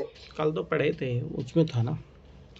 विरुद्ध विद्रोह करने के समय अब आ गया। 1856-57 के संताल विद्रोह के ये यूपीएससी 2018 में आया था। संताल परगने निर्माण कर दिया गया। इसके लिए 5 वर्ग मील क्षेत्र भागलपुर और बीरभूम जिलों में से लिया गया। अपने राज्य का आशा था कि संतालों के लिए नया परगना बनाने, उसमें कुछ विषय कानून संतालों को बनाएंगे। ये याद रखने पेशेंट पूछा था यूपीएससी 2018। देखो मैं बता रहा हूँ कि इंपॉर्टेंट तो है। अब जिसे पूरे क्वेश्चन पूछा भी, ऐसा नहीं है, पूछा है क्वेश्चन। अभी देख लो ये चित्र जो है, इसमें देखो संताल ब्रिटिश राष्ट्रीय सिपाही से युद्ध करते हैं। 23 फरवरी 1856 के इलेक्ट्रोड लंदन न्यूज में प्रकाशित चित्र। इस विद्रोह में संतानों के प्रति ब्रिटिश धारणा बदल दिया। जहां गांव पहले नीरव शांत दिखाई देते, अब नरसंस स्वयं बर्बरता करते हुए स्थान बन गए। ये देखो तीरों से लड़ रहे हैं। संतालों के गांव जल रहे हैं। 23 फरवरी 1856 के न्यूज में प्रकाशित। विद्रोह कुचल जाने के बाद इलाका छानबीन की गई। संगठित व्यक्तियों को पकड़ लिया गया, गाँव को आग लगा दी गई। चलते हुए गांव के चित्र ब्रिटिश आम जनता को दिखाए गए। गर्वपूर्वक ये दर्शाने के लिए ब्रिटिश कितने शक्तिशाली, उनमें विद्रोह कुचल डालने अपने से व्यवस्था थोपने कितने अधिक योग्य, लोग छोड़ के भाग रहे। संताल कैदी को ले जाता रहा। ध्यान दीजिए चित्र इस प्रकार राजनीतिक संदेश देते हैं कि आप देख सकते हैं चित्रों के बीचों बीच ब्रिटिश अधिकारी विजय गर्वित होकर इस किसी शान से हाथी पर सवार होकर घोड़े पर बैठा हुआ एक अधिकारी उक्का गुड़गुड़ा रहा। ये देखो ये रहा। ये तस्वीर दिखलाती है कि परेशानी समय खत्म हो गया, विद्रोह को जल दिया गया। विद्रोही अब जंजीरों से बंधे जेल ले जा रहे हैं। ये देखो कंपनी से ये सब सारे पेंटिंग है, फोटो खींची हुई नहीं है। अरे उस टाइम फोटो कहाँ से आएगी, पेंटिंग है सब, ठीक है। पर ये चीज़ याद रखना, संताल परगना क्षेत्र बनता है तो ये यूपीएससी क्वेश्चन पूछा था। संतालों के बारे में बुकानन के विचार। नई जमीन साफ रखने में वे बहुत होशियार होते थे, लेकिन नीचता से रहते हैं। उनकी झोपड़ियों में कोई बाढ़ नहीं होती और वो दीवारों सीधे खड़ी की गई छोटी छोटी सटी हुई लकड़ियों की बनी होती है, जिन पर भीतर की ओर लेप प्लस्तर लगा होता है। झोपड़ियाँ छोटी और मैली कुचली होती है, उनमें छत सपाट होती है, उनमें बहुत उभार कम होता था। कुड़िया के पास की चट्टानें आधे लगभग 1 मील चलने के बाद में चट्टानों के शिला फलक पर आ गया, जहाँ जिसका कोई छोटा तंदर ग्रेनाइट है, जिसमें लाल लाल फेल्डसा पर क्वार्ट्ज और काला अब्रक लगा है। वहाँ से आधे मील से अधिक की दूरी में एक अन्य चट्टान पर भी आया, वह भी स्तरीन थी। उसमें भारी दानों वाला ग्रेनाइट था, इसमें पीला सा फेल्डस्पर, सफ़ेद सा क्वार्ट्ज आदि और काला अब्रक था। इसलिए तो वहाँ पे राजमहल आज भी तो फेमस है खनिजों के लिए। बुकानन का विवरण। हम बुकानन के विवरण को अपनी जानकारी का आधार मान रहे हैं, लेकिन उसकी रिपोर्ट को पढ़ते समय हमें यह नहीं भूलना चाहिए कि वह ब्रिटिश ईस्ट इंडिया कंपनी के कर्मचारी था। उसकी यात्रा केवल भूदृश्यों के प्यार और अज्ञात की खोज से प्रेरित नहीं थी। वह नक्शा नवीसों, सर्वेक्षणों, पालकी उठाने वालों, कुलियों आदि के बड़े दल के साथ सर्वत्र यात्रा करता था। उसकी यात्रा का खर्च ईस्ट इंडिया कंपनी उठाती थी, क्योंकि उसे सूचना की आवश्यकता थी जो बुकानन प्रत्याशित रूप से इकट्ठी करता था। बुकानन का ये साफ साफ हिदायत दी जाती थी कि उसे क्या देखना, खोजना और लिखना है। वह जब भी अपने लोगों की खोज के साथ किसी गांव में आता था तो उसे तत्काल सरकार के एजेंट के रूप में देखा जाता था। जब कंपनी ने अपनी शक्ति को सुदृढ़ बना लिया और अपने व्यवसाय को विकास कर लिया, तो वह उन प्राकृतिक संसाधनों की खोज में जुट गई जिन पर कब्जा करके उनका मनचाहा उपयोग कर सकती थी। उसने परिदृश्य तथा राजस्व स्रोतों का सर्वेक्षण किया, खोज यात्राएं आयोजित की और जानकारी इकट्ठी करने के लिए अपने भू विज्ञानियों, भूगोलवेताओं, वनस्पति विज्ञानों, चिकित्सकों को भेजा। निस्संदेह असाधारण प्रेक्षण शक्ति को धनी बुकानन ऐसा ही एक व्यक्ति था। बुकानन जहाँ कहीं भी गया, वहाँ उसने पत्थरों तथा चट्टानों और वहाँ की भूमि के भिन्न भिन्न स्तरों तथा परतों को ध्यानपूर्वक देखा। उसने वाणिज्य दृष्टि से मूल्यवान पत्थरों तथा खनिजों को खोजने की कोशिश की। उसने लोह खनिज और अब्रक, ग्रेनाइट तथा साल्टपीटर से संबंधित सभी स्थानों का पता लगाया। उसने सावधानीपूर्वक नमक बनाने, कच्चा लोह निकलने वाली की स्थानीय पद्धति का निरीक्षण किया। जब बुकानन किसी भूदृश्य के बारे में लिखता था तो वह अक्सर इतना ही नहीं लिखता था उसने क्या देखा, भूदृश्य कैसा था, बल्कि यह भी लिखता था कि उसमें फेरबदल करके उसे अधिक उत्पादक कैसे बनाया जा सकता है। वहाँ कौन सी फसल बोई जा सकती है, कौन से पेड़ काटे जा सकते हैं और कौन से उगाए जा सकते हैं। हमें यह भी याद रखना होगा कि उसकी सूक्ष्म दृष्टि प्राथमिकता स्थानीय निवासियों से भिन्न थी। क्या आवश्यक है कि इस बारे में और उसका आकलन कंपनी के वाणिज्यिक सरकार से प्रगति संबंध में आधुनिक पाश्चात्य विचारधारा से निर्धारित होता है। वह अनिवार्य रूप से वनवासी जीवन शैली को आलोचक था और यह महसूस कर रहा था वनों को कृषि भूमि बदलना होगा। वनों की बटाई, स्थायी कृषि के बारे में। निचली राजमहल की पहाड़ी के बारे में एक गांव से गुजरते बुकानन ने लिखा, इस प्रदेश का दृश्य बहुत ही बढ़िया है। यहाँ की खेती विशेष रूप से घुमावदार संकरी घाटियों में धान की फसल, बिखरे पेड़ों के साथ साफ की गई जमीन और चट्टानी पहाड़ी सभी अपने आप में पूर्ण है। कमी है तो बस क्षेत्र में कुछ प्रगति की, विस्तृत तथा उन्नत खेतों की, जिनके लिए प्रदेश अत्यंत संवेदनशील है। यहाँ लकड़ी की जगह टसर और लाख के लिए आवश्यकता अनुसार बड़े बड़े बागान लगाए जा सकते हैं। बाकी जंगलों को साफ किया जा सकता है और जो भाग इस प्रयोजन के लिए उपयुक्त ना हो वह पनई, ताड़ और महुआ के पेड़ लगाए जा सकते हैं। देहात में विद्रोह। अभी दक्कन विद्रोह भी इंपॉर्टेंट है। देखो यूपीएससी ने संताल विद्रोह भी पूछा और ये भी पूछा है। बम्बई दक्कन। आप पढ़ चुके हैं कि औपनिवेशिक बंगाल के किसानों, जमींदारों के और राजमहल की पहाड़ियों के पहाड़िया और संथाल लोगों के जीवन में किस प्रकार परिवर्तन आ रहा था। आइए पश्चिम भारत और परिवर्तित अवधि पर दृष्टिपात करें, पता लगा कि बम्बई दक्कन के देहाती क्षेत्र में क्या हो रहा था।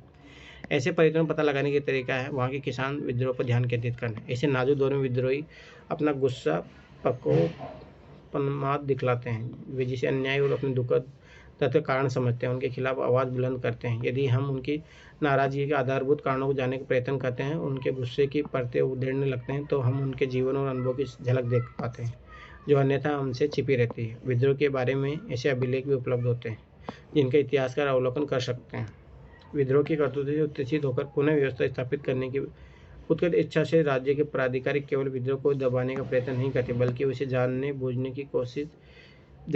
की कोशिश करते हैं और उसके कारणों की भी जांच करते हैं, जिससे कि नीति निर्धारित की जा सके और शांति की स्थापना हो सके। ऐसी जांच पड़ताल से साक्ष्य उत्पन्न होता है और इसके बारे में इतिहास का शोध कर सके।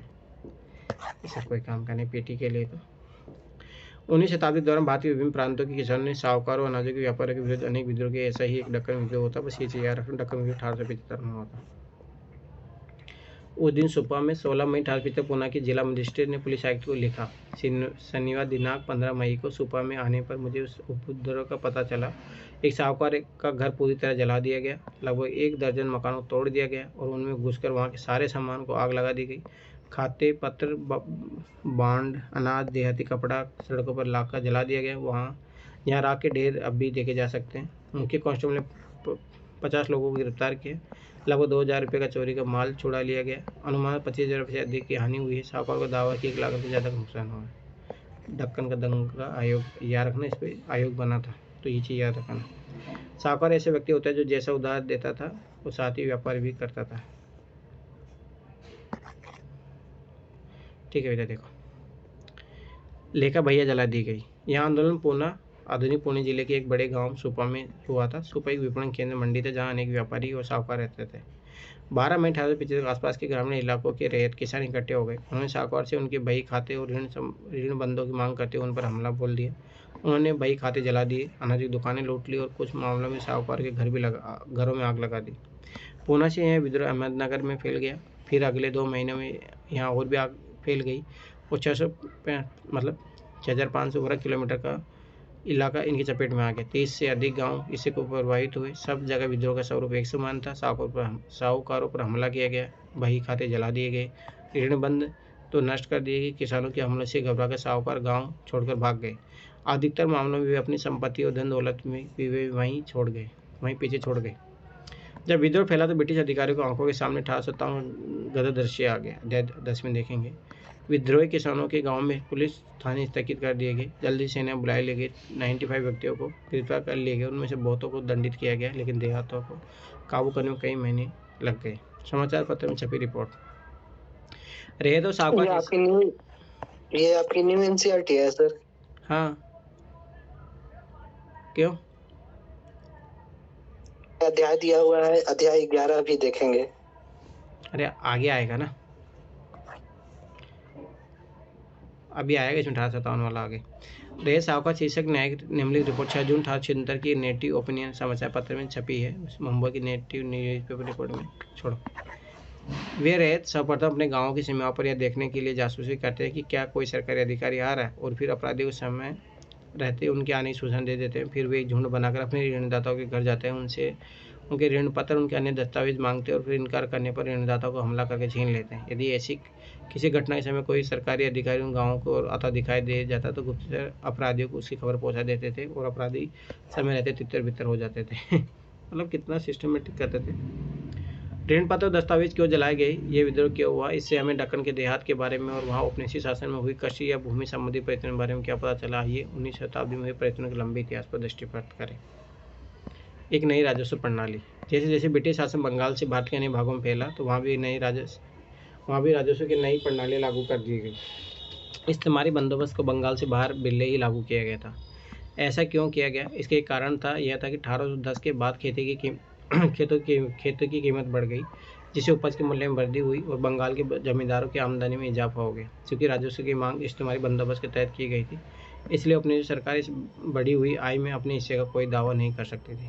अपने वित्तीय संसाधनों को बढ़ाने की उत्कट इच्छा से औपनिवेशिक सरकार को अपने भू राजस्व को अधिक से अधिक बढ़ाने के तरीकों पर विचार करना पड़ा। इसलिए 19वीं शताब्दी में औपनिवेशिक शासन में शामिल किए गए प्रदेश में राजस्व बंदोबस्त किए गए। अन्य भी कई कारण थे। जब अधिकारी नीतियाँ निर्धारित करते थे, उनकी विचारधारा उन आर्थिक सिद्धांतों में अत्यधिक प्रभावित होती थी जिनसे अधिकारी पहले से परिचित थे। 1820 के दशक तक इंग्लैंड में डेविड रिकार्डो के एक जाने माने अर्थशास्त्री के रूप में विख्यात थे। औपनिवेशिक अधिकारी ने अपने महाविद्यालय जीवन में रिकार्डो के विचारों का अध्ययन किया था। महाराष्ट्र में जब ब्रिटिश अधिकारियों ने 1820 के दशक में प्रारंभिक बंदोबस्त की शर्तें करने का काम हाथ में लिया तो वे इन्हीं में से कुछ विचारों के अनुसार कार्रवाई करने लगे। रिकार्डो के विचारों के अनुसार भूस्वामी को समय लागू औसत लगानों को प्राप्त करने का ही हक होना चाहिए। जब भूमि से औसत लगान से अधिक प्राप्त होने लगे तो भूस्वामी का अधिशेष आय होगी, जिससे सरकार का कर लगाने की आवश्यकता होगी। यदि कर नहीं लगाया गया तो किसान किराया जीवी में बदल जाएंगे और उनके अधिशेष आय को भूमि के सुधार में उत्पादक रीति में निवेश नहीं होगा। भारत में अनेक ब्रिटिश अधिकारियों ने सोचा कि बंगाल के इतिहास ने रिकार्डो के सिद्धांत को पुष्टि कर दी है। वहाँ जमींदार लोग किराया जीवियों के रूप में बदल गए प्रतीत हुए, क्योंकि उन्होंने अपनी ज़मीन पट्टे पर दे दी और किराए की आमदनी पर निर्भर रहने लगे। इसलिए ब्रिटिश अधिकारियों के विचार से अब यह आवश्यकता कि एक भिन्न राजस्व प्रणाली अपनाई जाए।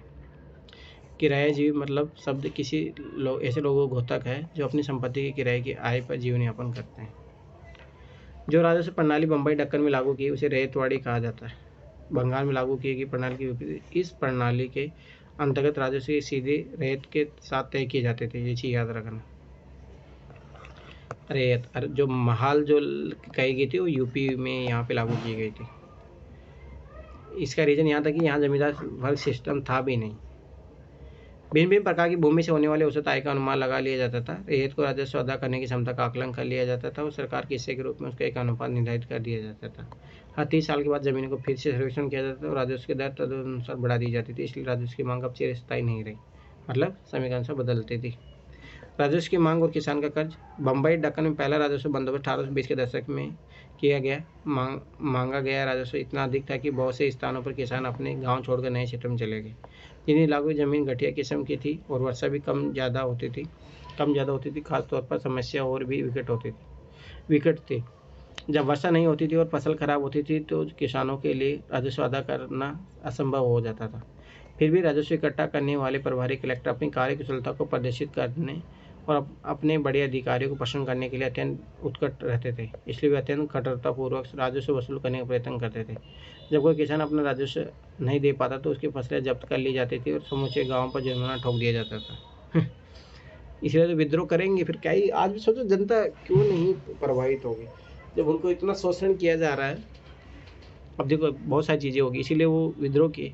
1830 के दशक तक आते आते ये समस्या और भी गंभीर हो गई। सन 1832 के बाद कृषि उत्पादों की कीमतों में तेजी से गिरावट आई और लगभग 1.5 दशक तक इस स्थिति में कोई सुधार नहीं है। इसके परिणामस्वरूप किसानों की आय में और भी गिरावट आई। इसी दौरान 1832-34 के वर्षों में देहाती इलाकों में अकाल की चपेट में आकर बर्बाद हो गए।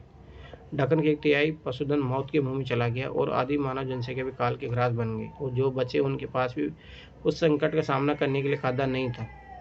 राजस्व के बकाया राशि आसमान को छूने लगे। ऐसे समय किसान लोग कैसे जीवित रहे, उन्हें राजस्व कैसे अदा किया, अपनी ज़रूरतों की चीज़ों को कैसे जुटाया, अपने हल बैल कैसे खरीदे और अथवा बच्चों की शादी कैसे की। यह सब करने के लिए पैसा उधार लेने के अलावा उसके पास और कोई चारा नहीं था। ऋणदाता से पैसा उधार लेकर ही राजस्व चुकाया जा सकता था, लेकिन यदि रैयतों ने एक बार ऋण ले लिया तो उसे वापस करना उसके लिए कठिन हो गया। कर्ज बढ़ता गया, उधार की राशियाँ बकाया रहती गई और ऋणदाताओं पर किसानों की निर्भरता बढ़ती गई। अब स्थिति यहाँ तक बिगड़ गई, किसानों को अपनी रोजमर्रा की जरूरतों खरीदने और अपने उत्पादन के खर्चों को पूरा करने के लिए भी कर्ज लेने पड़ते थे। 1840 के दशक तक अधिकारियों को भी इस बात का साक्ष्य मिलने लगा कि सभी जगह के किसान कर्ज के बोझ के तले भयंकर रूप से दबे जा रहे थे। अब ये इम्पोर्टेंट आएगा, देखना कपास का। देखो क्या होता है, 1824 में अमेरिका में गृह युद्ध होता है तो उसके कारण क्या होता है, यहाँ पे उनको नए क्षेत्र खोजने पड़ते हैं, यहाँ पे ज़रूरत हो जाती है। फिर जैसे गृह युद्ध खत्म होता है तो ऑटोमेटिक जो मांग है वो कम हो जाती है। तो ये बहुत बड़ा वो परिवर्तन था, ये दक्कन विद्रोह का सबसे बड़ा कारण माना जाता है। अभी आएगा आगे देखना। 1840 के दशक के मध्य में एक विशेष प्रकार के आर्थिक पुनरुत्थान के लक्षण दिखाई देने लगे। तब अनेक ब्रिटिश अधिकारियों ने महसूस करना शुरू किया कि 1820 के दशक में किए गए राजस्व संबंधी बंदोबस्त कठोरतापूर्ण थे। मांगा गया राजस्व बहुत अधिक था, व्यवस्था कठोर और लचकहीन थी और किसानों की अर्थव्यवस्था को बट्टा बैठने वाला था। इसलिए खेती का विस्तार करने के लिए किसानों को प्रोत्साहित करने के लिए दृष्टि से राजस्व संबंधी मांग को कुछ हल्का किया गया। 1845 के बाद कृषि उत्पादों की कीमतें सने बढ़ती गई। किसान अपनी कृषि क्षेत्र को बढ़ाने लगे थे। इसके लिए वे नए नए इलाकों में जा रहे थे और गोचर भूमियों को कृषि भूमि बदल रहे थे। लेकिन किसानों को अपनी खेती के विस्तार करने के लिए अधिक हल बैल चाहिए थे। उन्हें बीज और ज़मीन खरीदने के लिए पैसे की जरूरत थी। इन सब कामों के लिए उन्हें एक बार फिर पैसा उधार लेने के लिए ऋणदाताओं के पास जाना पड़ा। फिर कपास में तेजी आई। 1860 के दशक में पहले ब्रिटेन में कच्चे माल के तौर पर आयात की जाने वाली समस्त कपास का 3/4 भाग अमेरिका से आता था। ब्रिटेन की सूती वस्तुओं के विनिर्माता काफ़ी लंबे अरसे से अमेरिका कपास पर अपनी निर्भरता के कारण बहुत परेशान थे। अगर वह स्रोत बंद हो गया तो हमारा क्या होगा? इस प्रश्न से विचलित होकर वे बड़े उत्सुकता से कपास की आपूर्ति के वैकल्पिक स्रोत खोज रहे थे। कपास ढोने के लिए एक बरगद के पेड़ के नीचे खड़ी। अब देखो, 1857 ब्रिटेन में कपास आपूर्ति संघ की स्थापना हुई। 1859 में मैनचेस्टर कॉटन कंपनी बनाएगी। इनका उद्देश्य दुनिया के हर भाग में कपास के उत्पादन को प्रोत्साहित करना था, जिससे कि उनकी कंपनी का विकास हो सके। भारत को एक ऐसा देश समझा गया जो अमेरिका की कपास की आपूर्ति बंद हो जाने पर सूरत में लंकास्वर को कपास को भेज सकेगा। भारत की भूमि और जलवायु दोनों ही कपास की खेती के लिए उपयुक्त थी और यहाँ सस्ता श्रम उपलब्ध था। जब सन 1860 में अमेरिका गृह युद्ध छिड़ गया तो अमेरिका के कपास क्षेत्र मंडी तथा कारखानों में तहलका मच गया। अमेरिका से आने वाली कच्ची कपास से आयात में भारी गिरावट आई। वह सामान्य मात्रा का 3% से भी कम हो गया। 1861 में जहाँ 20 लाख गांठें तथा हर गांठ 400 पाउंड की आई थी, वहीं 1862 में केवल 55,000 गांठों का आयात हुआ। भारत तथा अन्य देशों की बड़ी व्यग्रता के साथ यह संदेश भेजा गया कि ब्रिटेन को कपास का अधिक मात्रा में निर्यात करें। मुंबई में कपास के सौदागरों ने कपास की आपूर्ति का आकलन करने और कपास की खेती को अधिक प्रोत्साहन देने के लिए कपास पैदा करने वाले जिलों का दौरा किया। जब कपास की कीमतों में उछाल आया तो मुंबई के कपास निर्यातकों ने ब्रिटेन की मांग को पूरा करने के लिए अधिक से अधिक कपास खरीदने का प्रयत्न किया। इसके लिए उन्होंने शहरी साहूकारों को अधिक से अधिक अग्रिम राशि दी ताकि वे भी आगे उन ग्रामीण ऋणदाताओं को जिन्होंने उपज को उपलब्ध कराने का वचन दिया अधिकाधिक मात्रा में राशि उधार दे सके। जब बाजार में तेजी आती है तो ऋण आसानी से दिया जाता है, क्योंकि ऋणदाता अपनी उधार दी गई राशियों को वसूली के बारे में अधिक आश्वस्त महसूस करते हैं। मतलब समझ बात है, जब अच्छा प्रोडक्शन हो रहा है सब कुछ तो दे देते हैं। इन बातों को दक्कन के देहाती इलाकों में काफ़ी असर हुआ। दक्कन के गाँव के रेतों को अचानक ऐसे में ऋण उपलब्ध होने लगा। उन्हें कपास उगाए जाने वाले प्रति एकड़ के लिए 100 रुपये अग्रिम राशि दी जाने लगी। साहूकार भी दीर्घावधि ऋण देने के लिए एकदम तैयार थे। जब अमेरिका में संकट की स्थिति बनी रही तो बम्बई दक्कन में कपास का उत्पादन बढ़ता गया। 1860 से 64 के दौरान कपास उगने वाले एकड़ों की संख्या दोगुनी हो गई। 1862 तक ये स्थिति यहाँ आई कि ब्रिटेन में जितना भी कपास आयात होता था उसका 90% भाग अकेले भारत से होता। लेकिन इन तेजी के वर्षों में सभी कपास उत्पादों को समृद्धि प्राप्त नहीं हो सकी। कुछ धनी किसानों को तो लाभ अवश्य हुआ, लेकिन अधिकांश किसान कर्ज के बोझ से अधिक दब गए। अब देखिए क्या है, सोचिए कपास का यहाँ से फिर इसको भेजा जा रहा है। रेलों का युग शुरू होने से पहले कपास का परिवहन। जब अमेरिका गृह युद्ध के दौरान अमेरिका से कपास की आपूर्ति बहुत कम होगी तब ब्रिटेन की आशा हुई कि भारत ब्रिटिश उद्योगों कपास संबंधी सारी जरूरतों को पूरा कर देगा। इसलिए आपूर्ति का आकलन किया जाने लगा, कपास की गुणवत्ता जांच होने लगी, उत्पादन तथा विपणन को तरीकों का अध्ययन किया जाने लगा। उनके दिलचस्पी इलस्ट्रेटेड लंदन न्यूज़ के प्रश्न, तो मतलब उस टाइम ये न्यूज़ में उनके न्यूज़पेपर में डाला गए थे। नौकों की बेड़ा मिर्जापुर से गंगा नदी के रास्ते कपास की घाटी ले जा रही है। रेलों का युग प्रारंभ होने से पहले मिर्जापुर का कस्बा दक्कन से आने वाली कपास के लिए संग्रह केंद्र था।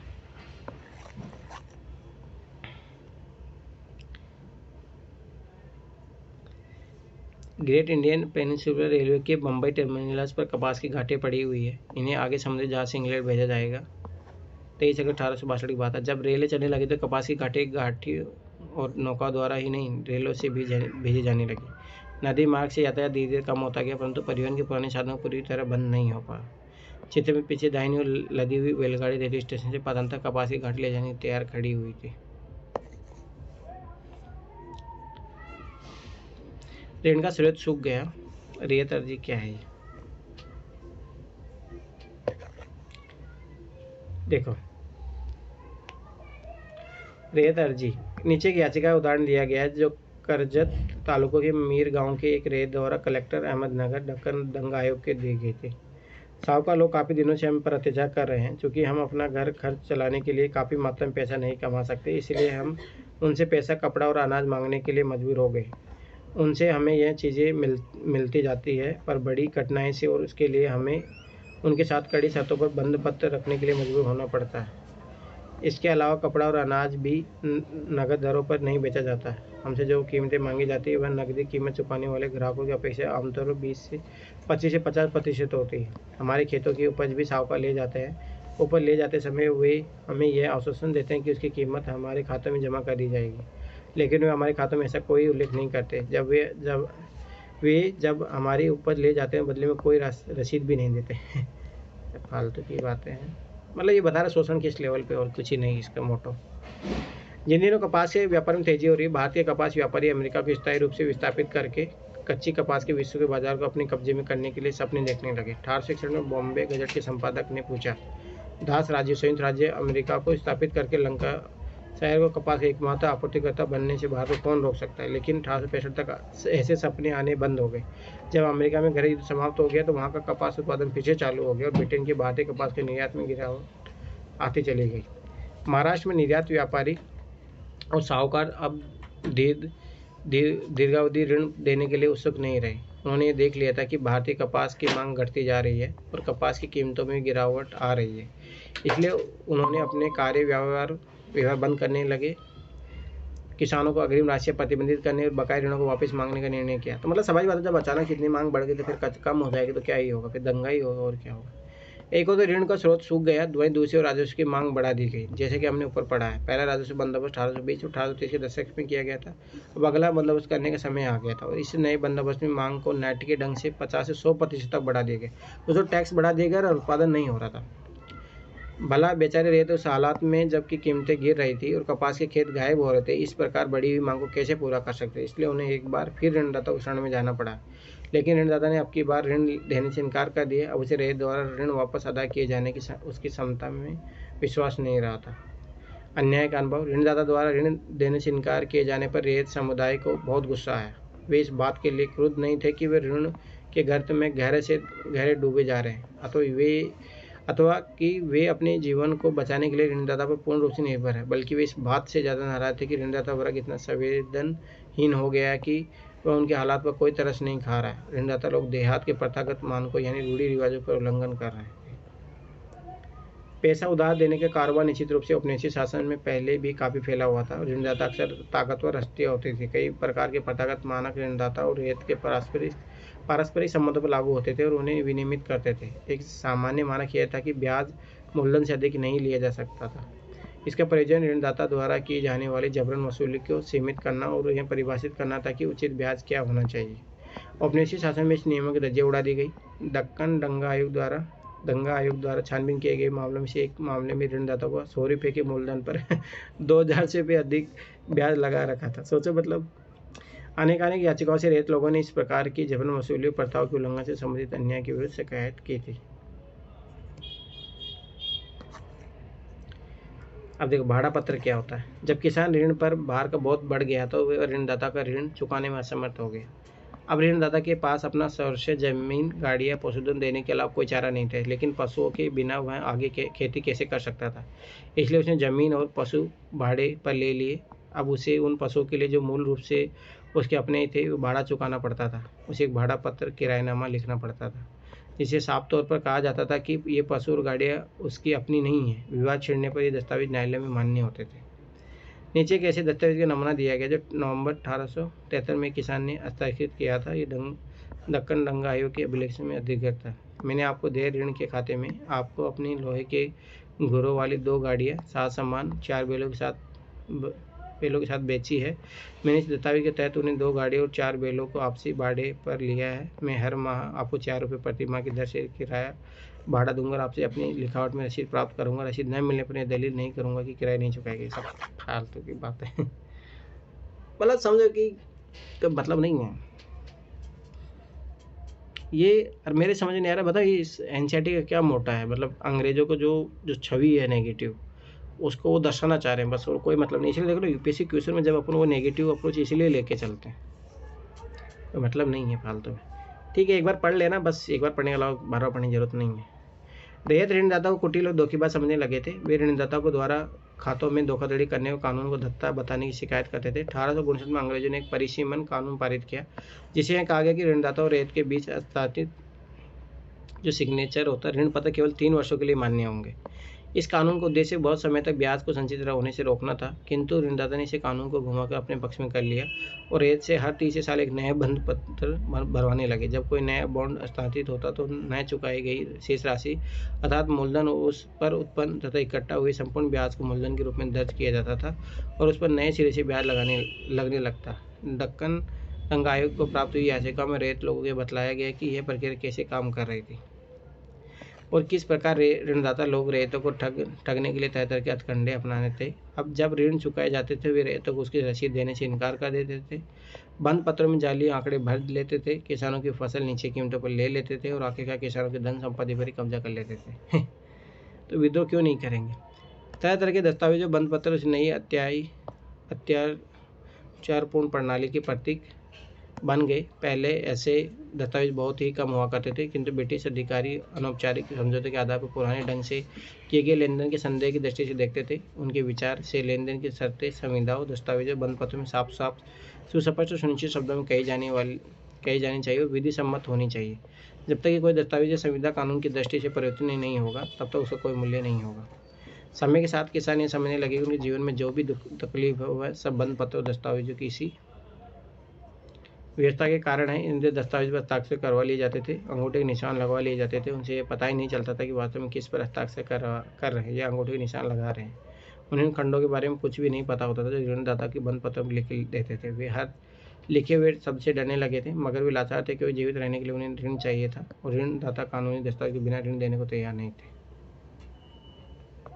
कर्ज कैसे बढ़ते गए, ये सब नॉर्मल फालतू का मतलब नहीं है। मतलब मैं फिर बताऊँ, देखो सेंस जो इम्पोर्टेंट है कि दक्कन दंगा कब हुआ, 1875 में, ठीक है।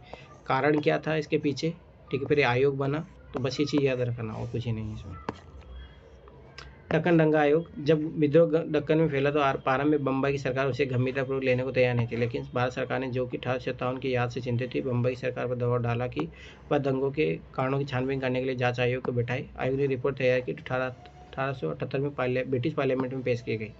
ये रिपोर्ट दंगा रिपोर्ट कहा जाता है। इतिहासकारों को उन दंगों का अध्ययन करने के लिए आधार सामग्री उपलब्ध कराती है।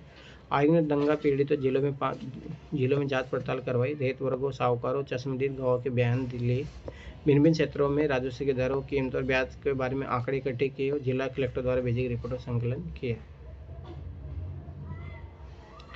ऐसे स्रोतों की दृष्टिपात करते समय हमें ये फिर याद रखना होगा कि वे सरकारी स्रोत हुए घटनाओं के बारे में सरकारी सरोकार और अर्थ प्रतिबंधित करते हैं। उदाहरण के लिए दक्कन दंगा आयोग से विशेष रूप से जांच करने के लिए कहा गया कि क्या सरकारी राजस्व की मांग स्तर विद्रोह का कारण था।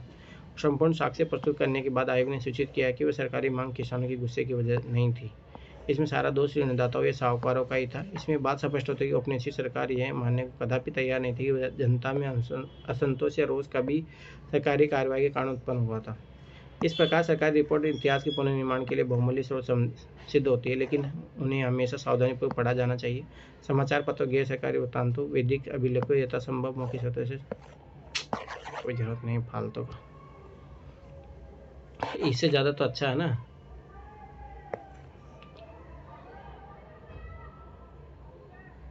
लास्ट में जाके लास्ट चैप्टर में है ना सर, उसमें कुछ फैक्ट दिए हैं जो कि देखो ये इंपॉर्टेंट है ज़्यादा, इससे ज़्यादा अच्छा है। 1765 में क्या हुआ, English East India Company Bengal की दीवानी प्राप्त की। 1773 में ईस्ट इंडिया कंपनी की क्रियाकलाप विनियमित करने के लिए ब्रिटिश पार्लियामेंट द्वारा रेगुलेटरी एक्ट पारित हुआ और वारेन हेस्टिंग यहीं से बनता है पहला गवर्नर। 1793 में बंगाल में इस्तेमाली बंदोबस्त लागू किया गया। 1800 के दशक में संताल लोग राजमहल की पहाड़ी मारने लगे और वहाँ बसने लगे। 1818 के बम्बई दक्कन में पहला राजस्व बंदोबस्त। 1820 के दशक कृषि कीमतें गिरने लगी। 1840 में 1850 के दशक में क्या हुआ, बम्बई दक्कन में कृषि विस्तार की धीमी प्रक्रिया। 1855 में संतालों की बगावत हुई। 1861 में कपास में तेजी के और 1875 में दक्कन की। तो ये ज़्यादा बढ़िया है, फालतू में मतलब कुछ है नहीं उसमें, बात तो ये है ना। अब देखो 1857 का विद्रोह अपन उधर भी पढ़ चुके हैं ऑलरेडी। मेरा मानना कि जो अपन 8th क्लास में पढ़े थे ना, उससे ज़्यादा अच्छा नहीं है, इसमें फालतू की चीज़ें दिया होगा।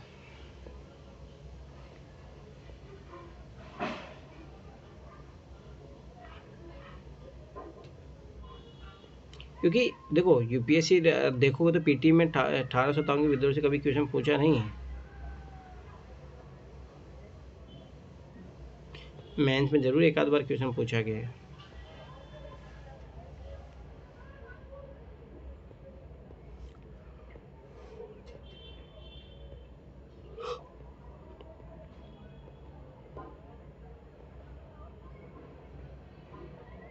ठीक है, पढ़ेंगे, ये इम्पोर्टेंट है, इसमें सहायक संधि ये इम्पोर्टेंट है।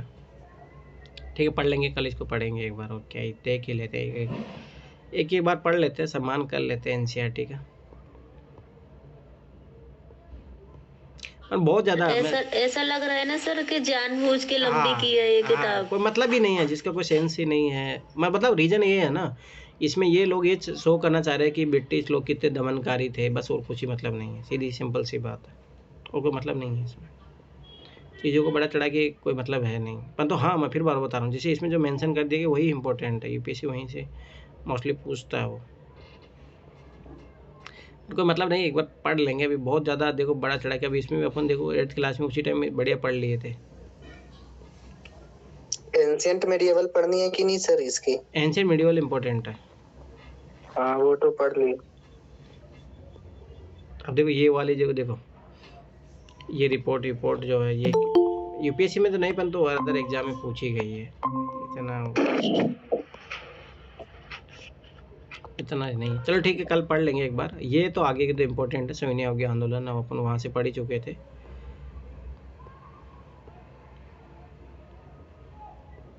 ये तो पढ़ेंगे, एक बार पढ़ लेंगे, क्या ही करे, अब एक बार तो पढ़ना ही पड़ेगा। ऐसे तो पढ़ चुके हैं अपन, दांडी यात्रा ये सब सारी चीज़ें उधर पढ़ चुके हैं अपन, एक बार ये दिए है। देखिए ये याद करो, ये चित्र उधर भी था जब कल अपन पढ़ रहे थे, तब भी था ये चित्र, तो रिपीटेशन है एक तरीके से, पर ठीक है, कुछ चीज़ें मिलेगी यहाँ से अपने को जो काम आएगी। नहीं ये चैप्टर तो इम्पोर्टेंट है, ये तो पढ़ना पड़ेगा,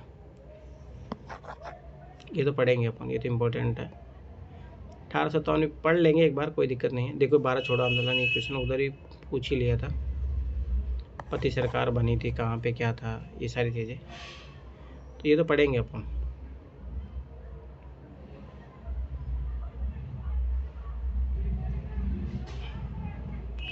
ये सारी चीज़ें हैं, कोई इश्यू नहीं है, ये पढ़ लेंगे एक बार तो ज़्यादा ठीक है, एक बार पढ़ के निकाल लो।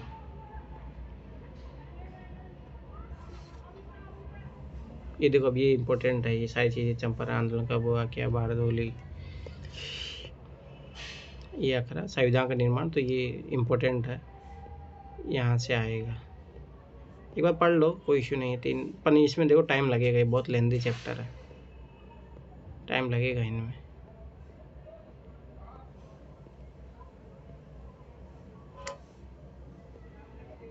कम से कम 10 दिन से एबव लगेंगे सर।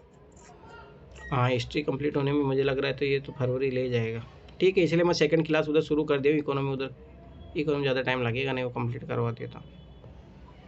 रिकॉर्डेड कुछ क्लासेस रिकॉर्डेड मिल जाएगी आपको, जो ज्वाइन करना चाहता हूँ ज्वाइन कर लेना, मैं लिंक शेयर कर दूँगा, और हो सकता है वो मैं रेंडमली जब भी मैं फ्री रहूँगा तब लूँगा वो क्लासेस।